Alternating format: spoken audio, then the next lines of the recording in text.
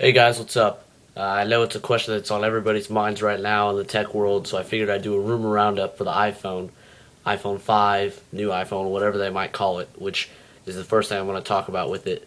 Uh, there's big speculation just as to what they're even going to call it. With the iPhone 4, they went from the 4. Everybody thought it was going to be the iPhone 5, but they went to the 4S, of course, which everybody knows. They the new one when they released a new iPad, instead of calling it the iPad 3, which everybody was when they did the rumor shows about it before it came out, everybody was calling it the iPad 3, but they surprised everybody and said it's the new iPad. That's what they're going to call it, and that's why everybody is thinking that they're just going to do away with numbers and the names of things now because I mean, 6 iPhones later, this will be the sixth generation iPhone, sixth or seventh, I think. There's really no need to keep putting numbers on it because it's just going to confuse people. I mean, in my opinion, either way, it's going to confuse people. If you take the numbers off, people are going to be like, oh, well, which one is this? People who don't know. So people are still probably going to call it the sixth generation iPhone and stuff like that. But anyway, let's jump into the specs and anything that might be inside or on the outside of the iPhone. One big thing that probably most people have heard about is the screen is going to be elongated to around 4 inches, maybe somewhere in there, to get closer to other Android phones that are bigger screens. Because the current iPhone screen, I'm pretty sure, is like 3.5 inches diagonally. So they're going to want to make that bigger just to be a little bit competitive. And if you watch YouTube videos on your iPhone, you've probably noticed that when you watch it, it's got the black bars on the top and the bottom. That's because most all videos that are put on YouTube with HD resolution are in 16 by 9 ratio, aspect ratio, and the iPhone screen is just the screen itself is 4 by 3.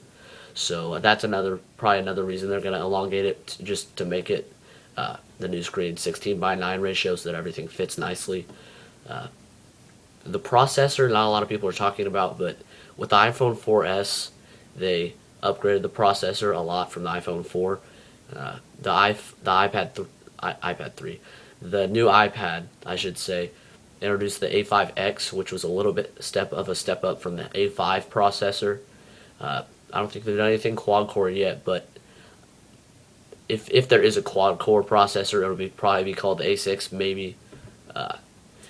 I don't. There's not a lot been talking about what processors are going to be in the new iPhone, so we'll just have to wait and see. But one thing that everybody in the mobile tech world has been really waiting to see from Apple is LTE capabilities. Which, if you don't know what that is, it's I think it stands for long-term evolution. It's to me, it's the true 4G signal. It's not what everybody calls just 4G is called HSPA plus, which is just a little bit of a step up from 3G signal.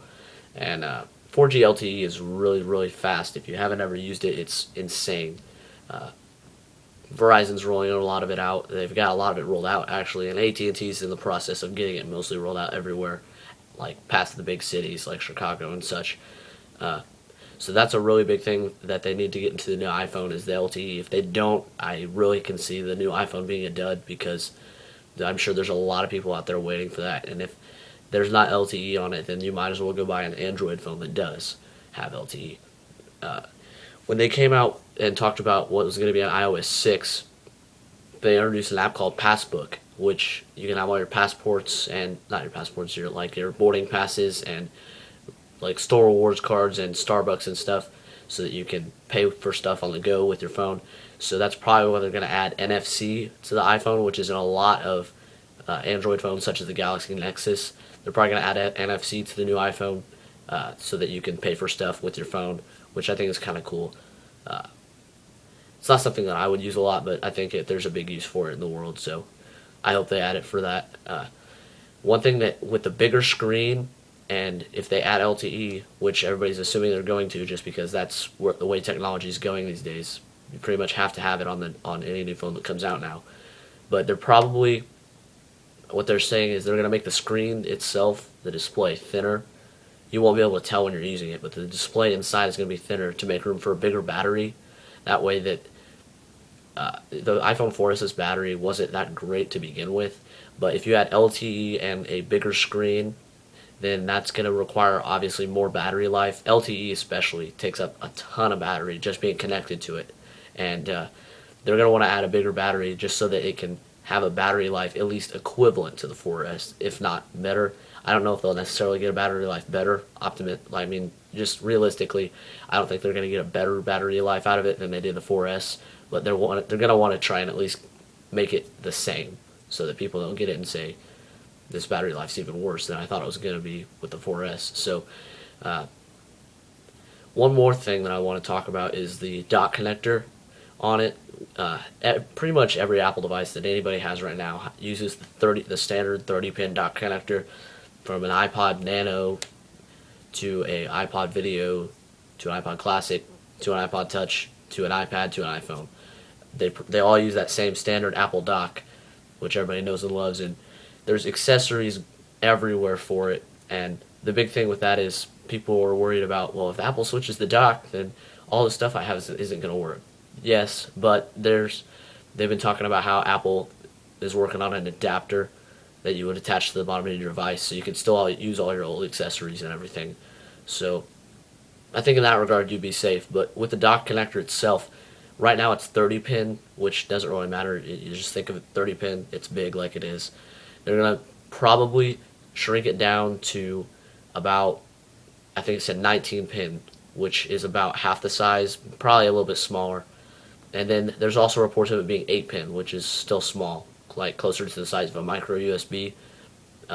So obviously that's going to be really small, and the reason they're doing that supposedly is because when they made a bigger screen and bigger battery and stuff, they moved a lot of stuff internally around inside the iPhone. So they're probably making room, from the prototypes I've seen, they're making room for speakers on the bottom, bigger speakers, shrinking the dock connector, and then the headphone jack is going from the upper left down to the bottom left, supposedly. If you haven't seen it, the new iPhone, like pictures of it and stuff, there's a lot of videos out there with the parts assembled, so I suggest you go check that out. Yeah, it's pretty cool looking. I mean, the back of it's got a kind of two-tone design. It's unibody, so it's not, you can't like really feel where the metal on the side and the glass separates like the iPhone 4 and the 4S, but it's going to be unibody, so I think it'll be a little bit more sleek. But other than that, the design, I mean, it's not really much different, honestly. So thanks for watching, and keep an eye out for the iPhone when they release, but when they unveil it on September 12th. See ya.